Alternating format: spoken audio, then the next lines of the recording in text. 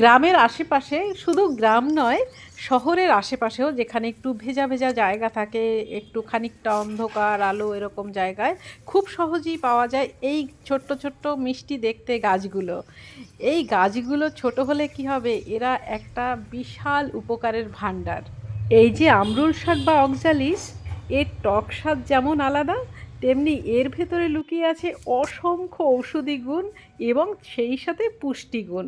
আজ এই ভিডিও থেকেই জেনে নিতে পারবেন এই গাছের অসাধারণ সব ব্যবহার এবং উপকারিতা।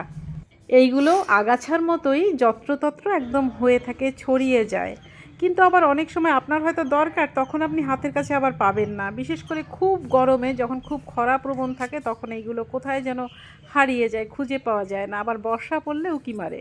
এই দেখুন না, আমার ছাদ বাগানের প্রতিটা টবে আগাছার মতো হয়ে থাকে। আমি সব আগাছাগুলোকে ফেলে দিলেও আমরুল শাক ফেলি না। প্রথমত আমার শাশুড়ি মা খুব ভালোবাসেন খেতে।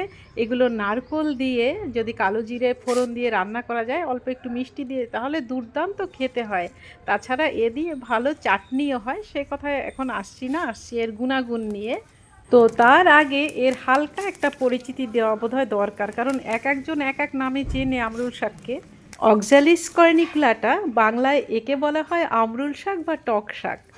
আর এর অন্যান্য নাম শুনবেন, ইংলিশে বলা হয় উডসোরেল বা ক্রিপিং অক্সালিস, আর হিন্দিতে বলা হয় কাট্টিবুটি, এবং বাংলায় আমরুল শাক বা টক শাক, বা আমার বড় মা বলতেন অম্বলি পাতা টক বলে।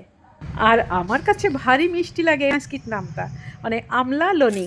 ক্লোভারের মতো এর পাতাগুলো 3 ভাগে বিভক্ত, আর স্বাদ হচ্ছে হালকা টক। হালকা কেন, আমার তো মনে হয় বেশ টক। আর গাছগুলো খুব দ্রুত ছড়িয়ে পড়ে। এর এক ধরনের ছোট ছোট কলার মতো, মানে কলা বলবো না, লঙ্কার মতো সিড পট থাকে, সেইগুলো ফেটে গিয়ে একদম বীজ ছড়িয়ে পড়ে সর্বত্র। আর এগুলো ছোটোবেলায় ফাটাতেও খুব ভালো লাগতো, একটু ধরলেই চরচর করে ফেটে যেত। এবং হলুদ রঙের ছোট ছোট এই মিষ্টি দেখতে ফুলগুলো ফুটে থাকে। আর সব থেকে অবাককর যেটা, সেটা হচ্ছে এর ফুড ভ্যালুস। ভিটামিন সি রয়েছে, যেটা আমাদের খুব দরকার, এবং ইমিউনিটি বাড়ায়। রয়েছে প্রচুর আয়রন, সেই সাথে ক্যালসিয়াম। তাই বলুন, সবার এটা খাওয়া উচিত। মোটামুটি যাদের কিডনিতে সমস্যা আছে তারা কম খাবেন অবশ্যই। এতে রয়েছে প্রচুর পরিমাণে অ্যান্টিঅক্সিডেন্ট, যা আপনার শরীরের প্রদাহ কমাবে। এই শাক খেলে মাঝে মধ্যে আপনার শরীর ঠান্ডা থাকবে, ঘুম পাবে যথেষ্ট পরিমাণ, এবং ইমিউনিটি বাড়বে অবশ্যই। অম্বলি শাক মানে আমরুল শাক ঔষধি গুণেও একেবারে ভরপুর। আয়ুর্বেদ শাস্ত্রে এর প্রচুর ব্যবহার রয়েছে, বিশেষ করে ধরুন আমাশা বা পেট খারাপ সংক্রান্ত মেডিসিন তৈরিতে। আর যাদের ধরুন ঘুমের খুব সমস্যা হয়, একদম ঘুম পায় না, তারা এই শাক খাবেন, দেখবেন মন ভরে ঘুমোতে পারবেন। যাদের ধরুন রক্তাল্পতা আছে, মানে রক্তশূন্য, তারাও এই শাক খেতে পারেন। প্রচুর পরিমাণে আয়রন আছে যেহেতু, এবং কোনো ক্ষত সারাতে, মানে সেই ধরনের মেডিসিন তৈরি হয় এই আমরুল শাক দিয়ে। তবে আমি বলবো না ডিরেক্টলি এই পাতার রস ক্ষতে দিতে, কারণ এটা টক তো, ঘা অনেক সময় বেড়ে যেতে পারে। এর সাথে কী মেশাতে হয় সেটা আমরা ভালো করে জানি না, কিন্তু আমার মতে এটা খেয়ে নেওয়াই ভালো।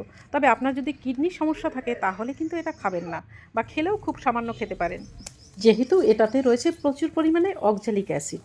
আপনারা কি এই শাক কখনো খেয়েছেন, বা এই শাককে আপনারা কী নামে চেনেন? তাহলে অবশ্যই কমেন্ট করে জানাবেন। আজকে এই পর্যন্তই। সবাই ভালো থাকুন, সুস্থ থাকুন, আর গাছগাছালির যত্ন নিন।